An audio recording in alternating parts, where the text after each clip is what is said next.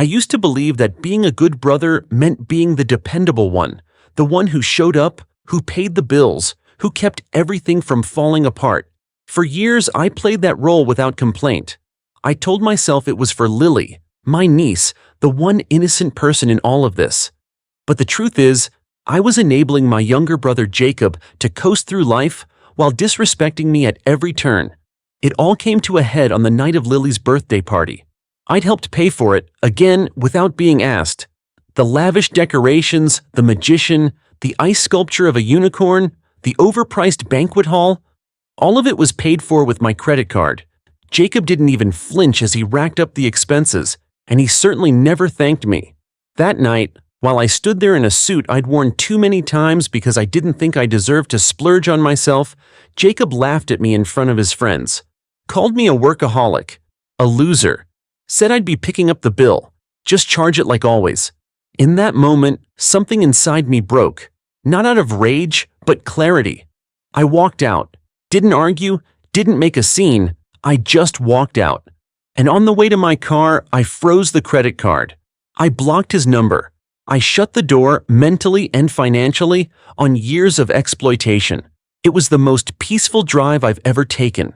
Later that night, I canceled the secondary card, pulled Lily's tuition support, and called the school directly to ensure any future communication would come through Kelly, Jacob's wife. It wasn't her fault. It definitely wasn't Lily's. But I wasn't going to continue funneling money into Jacob's fantasy life. The calls came fast and angry. Jacob cursed me out in a dozen voicemails. My parents tried guilt. My mom said I was abandoning my family. My dad said I was being cruel to my little brother. But they weren't calling to check if I was okay. They didn't ask if I was hurt or angry. They wanted the ATM back. What they didn't understand, what they still may not, is that I didn't walk away out of spite. I walked away to survive. Being the good son had drained me, emotionally, mentally, financially. I was working 60-hour weeks to pay for a man who didn't respect me, didn't appreciate me, and didn't even pretend to care. I sacrificed vacations, hobbies, relationships, all to keep the peace. But peace built on silence isn't peace. It's quiet desperation. That night, I didn't just walk away from a party. I walked away from the role I never asked for. The fixer, the provider, the one expected to have no needs of his own. If Jacob ever grows up, I'll be glad for him. If Lily ever needs help, she knows how to reach me. But I will never again apologize for choosing myself. There's a quiet kind of betrayal that doesn't come from strangers. It comes from those who know you best. In my case, it came from my parents. For 7 years, I lived under the illusion that we were a family supporting each other. I moved back home after college to pay off student loans and help my parents, agreeing to pay $500 a month in rent. At the time, it felt reasonable. I had a stable job as a software engineer and no immediate plans to move out. But slowly, that arrangement evolved into something deeply unfair. When my older brother Eric lost his job, again, he moved in with his wife and child. No one asked me. No one warned me. Suddenly, the house became a daycare, a battleground of noise and chaos. My workspace vanished, my belongings went missing, and my room became a storage closet for their overflow. I paid more rent, they paid none. And yet, when I spoke up, I was told to be patient, to be grateful, to help the family. I kept quiet, sacrificing my comfort for theirs. But then came the final blow. 2 months ago, my parents called a family meeting. My rent would go up again, this time by 40%. Not because of increased utilities, but because Eric needed help with his car payments and childcare. They said, "You can afford it." Just like that. No shame, no discussion. I was expected to fund Eric's lifestyle, simply because I had a steady job. That night, something snapped. I saw it clearly for the first time. I wasn't a family member. I was their safety net. Their ATM. Every sacrifice I made was expected. Every boundary I tried to set was guilted away. I was never thanked, never considered, never treated with the same care I gave them. So I made a decision. I planned my exit carefully. I moved my savings to a new bank, packed my belongings slowly, scheduled movers while they were out of town. When everything was gone, I left a note on the kitchen table. "I've moved out. The items I took are mine. Please don't contact me for money again. I blocked their numbers. I shut off their access to the shared streaming accounts.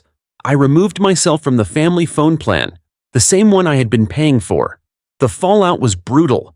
Emails, social media messages, accusations, extended family attacking me for abandoning my parents. But what no one wanted to hear, what none of them could admit, was that I'd been abandoned first. When I paid for Eric's rent, when I babysat on weekends without being asked, when I was told I should be grateful while living with no privacy and rising costs, I was already alone. 6 months later, I've rebuilt my life. I sleep peacefully in my own apartment. My work performance has improved. I've started therapy. And I've learned that sometimes the most radical act of self-love is walking away from the people who expect you to sacrifice yourself for their comfort. For years, I convinced myself I was helping my brother because I loved my niece. I told myself that being the reliable one, the responsible uncle, was my way of keeping our family afloat. But somewhere along the line, helping turned into enabling, and enabling turned into being used. Jacob, my younger brother, has always been the golden child, the one with charm, charisma, and a never-ending list of second chances. While I built a stable career in software engineering, Jacob jumped between failed business ideas and impulsive ventures. He never followed through on anything, but he always had someone to bail him out. That someone was me. It started small. I covered a few bills, then rent, then I co-signed for his BMW, which he couldn't afford but insisted he needed to look successful. I even took on Lily's tuition, his daughter, my niece, because I didn't want her to suffer for his irresponsibility. But the truth? Jacob never once said thank you. Not for the car, not for the help, not for the school payments. I wasn't his brother. I was his bank. The night everything unraveled was supposed to be a celebration. Lily's birthday party was at a high-end banquet hall that I unknowingly funded. I walked in and was greeted not with gratitude, but mockery. Jacob laughed with his friends about how boring I was, made jokes about me being a workaholic, socially awkward, even implied I was a virgin, all while assuming I'd foot the bill like always. He clapped me on the back and said, "Just charge it to your card." And something in me snapped. I turned around and walked out without a word, froze the credit card he was using, blocked his number, canceled the school payments, not because I didn't care about Lily, but because I needed to separate my support for her from my support for Jacob. I told the school they could work with Kelly, his wife, directly. The fallout came fast. Angry messages, desperate voicemails, guilt trips from my parents, but none of it mattered because the weight was gone. For the first time in years, I felt free. Jacob spiraled. Kelly eventually found out about the financial lies and left him, taking Lily with her. He lost the apartment, the car, everything. And when he showed up at my apartment, screaming that I'd destroyed his life, I stood my ground. "No," I told him, "you destroyed your life. I just stopped paying for it." He didn't understand that for years, I had been the safety net beneath him, and he never once looked down to acknowledge it. He called me selfish, cruel, heartless. But the truth is, loving someone doesn't mean sacrificing your self-respect. It doesn't mean enduring years of emotional and financial abuse just because someone shares your DNA. Eventually, even Kelly admitted she hadn't realized how much I was supporting their lives. And when Jacob hit rock bottom, begging me to help one last time, I finally said what I should have said years ago. "You already fell. I'm just done catching you." I haven't seen Jacob since. Kelly keeps me updated about Lily, and I've made sure she's supported, but directly, and on my terms. My parents still call sometimes, trying to guilt me into saving the family. But I've learned that family isn't about how much you give. It's about whether the love and effort go both ways. And in my case, it never did. Sometimes the most painful betrayal doesn't come from strangers. It comes from the people we trusted the most, our family. For years, I was the one they called dependable, responsible, the rock of the family. And for years, I carried that role with quiet pride. But what I didn't realize until too late was that I had become something else entirely. Their doormat. When my dad increased my rent by 40% to help support my brother Eric, without even asking me first, I finally saw the truth. I wasn't a family member. I was a funding source. I'm 29 now, a software engineer with a solid career. I moved back home after college to save money and help with my student loans. What was supposed to be a 6-month arrangement turned into 7 years of being taken advantage of. At first, I paid a modest amount for rent and utilities, and I thought it was fair. But over time, things changed. Eric lost his job, moved back in with his wife and kids, and never paid a dime. Meanwhile, my rent kept rising, and my privacy kept shrinking. I watched my brother's kids take over the house. I watched his wife turn the shared bathroom into her personal salon. I worked from coffee shops just to escape the chaos. When I tried to set boundaries, like installing a lock on my door, I was called selfish and unwelcoming. The real breaking point came at a family meeting. My dad sat me down and said, "Your rent's going up to $1,200. We also need you to contribute to an emergency fund for Eric's car payments and childcare." When I asked how much Eric was contributing, my mom looked at me like I'd grown 2 heads.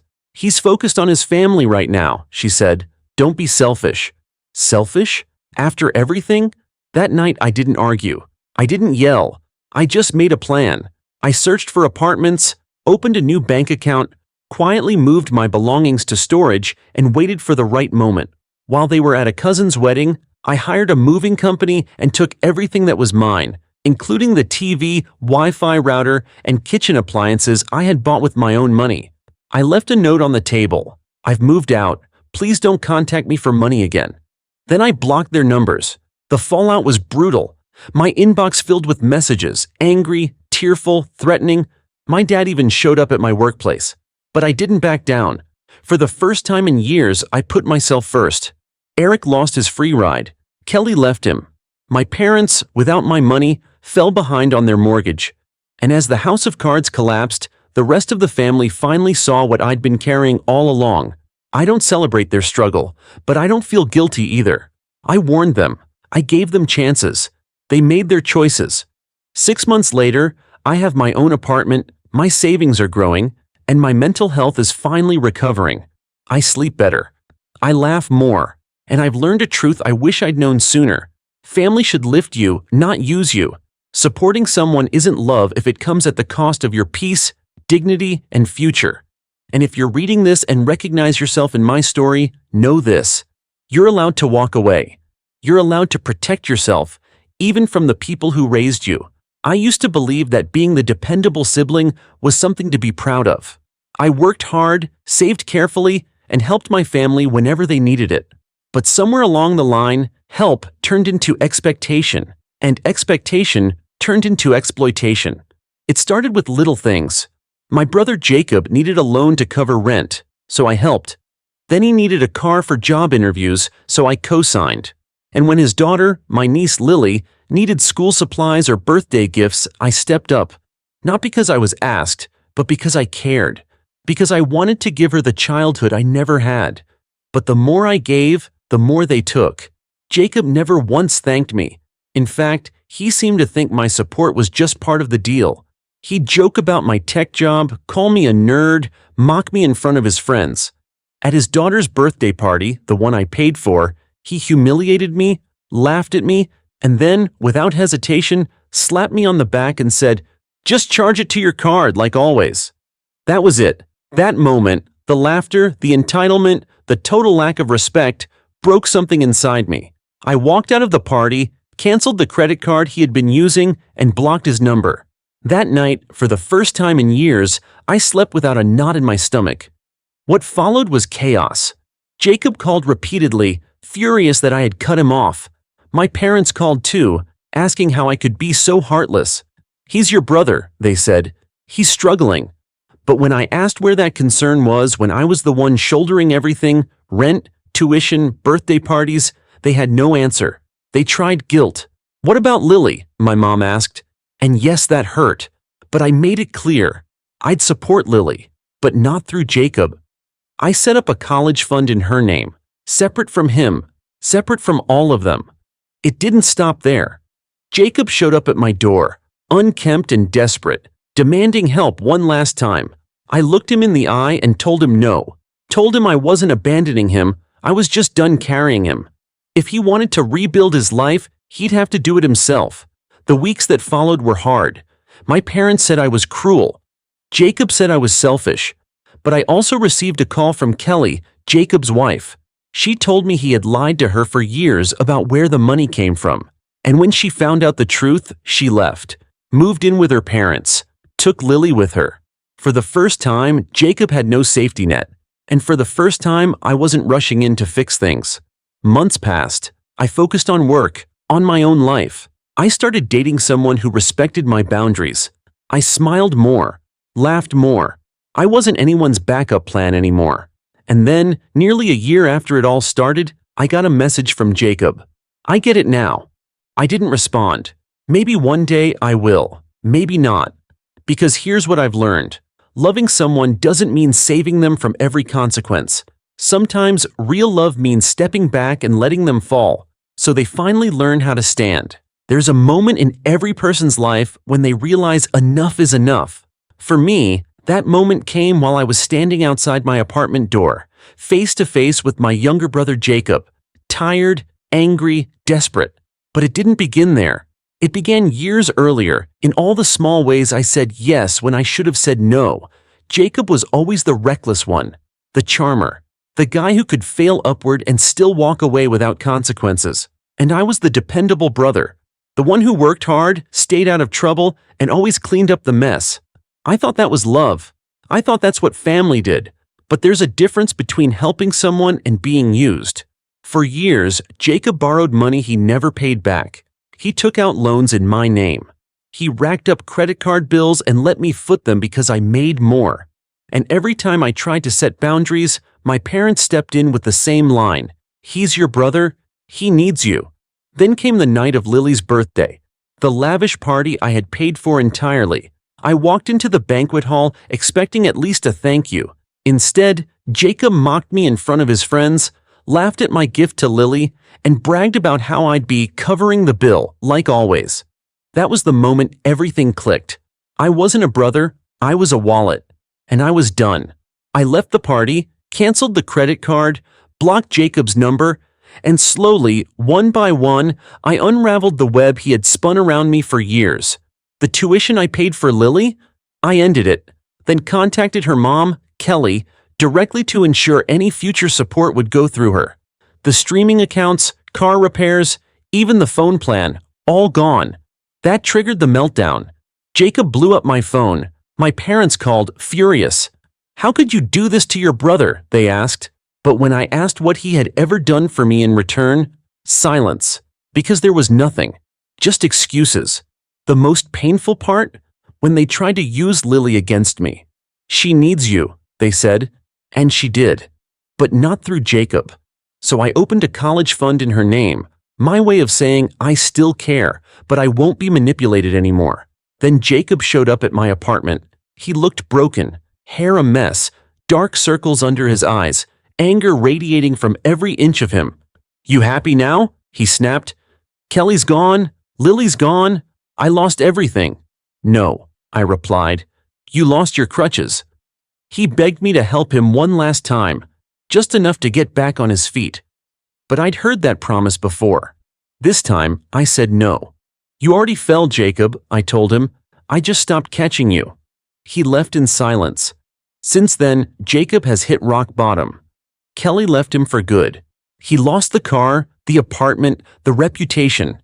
And while he scrambled to rebuild, I started to thrive. My apartment finally felt like home. I smiled more, slept better. I began to understand what freedom really felt like, not just financially, but emotionally. Nearly a year later, I got a text from a number I didn't recognize. I get it now. It was Jacob. I didn't respond. Some lessons are best learned without applause. They say family is supposed to lift you up, to be your safe place when the world gets hard. But what do you do when your own family is the weight that drags you down? For me, that answer came the day my younger brother Jacob stood outside my office building, shoulders slumped, pride finally cracked. But by then, it was too late. Years too late. I had always been the strong one in the family, the responsible son, the provider. I paid the bills no one talked about, fixed the messes Jacob left behind, and swallowed my resentment every time I was told, "You're doing fine. Your brother just needs more help." Jacob had built his life on my sacrifices. Lavish birthdays for his daughter Lily, rent-free living in our parents' basement, and designer clothes bought with credit cards that bore my name. It started small, an emergency loan here, a co-signed car there, but it grew. And it never stopped. The worst part? He didn't even pretend to appreciate it. At Lily's birthday party, the one I paid for entirely, Jacob publicly humiliated me in front of his friends, mocked me for giving books instead of cash, called me a boring workaholic while joking I'd be footing the bill, like always. That night, something inside me snapped. I walked out, froze the credit cards, canceled the tuition payments, and blocked his number. The fallout was immediate and loud. Jacob raged. My parents guilt-tripped me. They said I was punishing Lily, that I was selfish, that I'd abandoned my family. But not once did they ask how I felt. Not once did they acknowledge how I had carried everyone on my back for years. And when Jacob showed up at my door, disheveled and desperate, his pleas fell flat. "Just help me this one last time," he said. "No," I replied. "You've already fallen. I just stopped catching you." He looked stunned, as if the idea of me not saving him was something he couldn't compute. But I meant it, and I stood firm. Over the following months, everything changed, both for him and for me. Jacob's world unraveled. His girlfriend Kelly left, taking Lily with her. The car was repossessed. His parents, our parents, couldn't fix it for him. And I started breathing again. I poured energy into work. I slept peacefully. I stopped checking my phone in fear of the next emergency. And slowly, I started living a life that was finally mine. Then, almost a year later, I got a text from an unknown number. I get it now. It was Jacob. No apologies, no excuses, just a few words. Words that hit harder than any scream ever could. I didn't respond, because growth isn't about grand gestures. It's about finally standing on your own. And Jacob, he was finally being forced to. Sometimes, saying no is the most loving thing you can do. In families, it's easy to confuse unconditional love with unconditional sacrifice, especially when you're the responsible one, the person who shows up, pays the bills, and cleans up everyone else's messes. You tell yourself you're doing it out of love. You convince yourself that helping them one more time will be the last, but it rarely is. This story reminds us that love without boundaries isn't kindness, it's self-destruction. The truth is, enabling someone's reckless behavior under the label of family obligation only feeds the dysfunction. You aren't helping them grow. You're cushioning their fall and teaching them that someone will always clean up after them. And slowly, you lose yourself in the process. What this brother did wasn't cruel. It was necessary. He stopped financing someone else's lifestyle at the cost of his own peace. He stopped letting guilt control him, and most importantly, he realized that he had the right to choose himself. That moment of clarity, the courage to walk away, became his freedom. Yes, it hurt. Yes, it was messy. But sometimes, real love means letting people face the consequences of their choices, because only then can they grow. Only then can you heal. So if you've been pouring from an empty cup, if you've been taught that your needs always come last because you're the strong one, maybe it's time to ask, who's there for me? You deserve peace, you deserve respect, and you deserve a life that isn't built on carrying the weight of everyone else's irresponsibility. Let this story be your reminder. Walking away isn't giving up. It's choosing freedom. It's choosing yourself. If this story resonated with you, please take a moment to like, share, and subscribe to our channel. We bring you powerful, real-life Reddit family drama stories that explore boundaries, healing, and self-worth. Don't miss the next one. You never know. It might just change how you see your own story.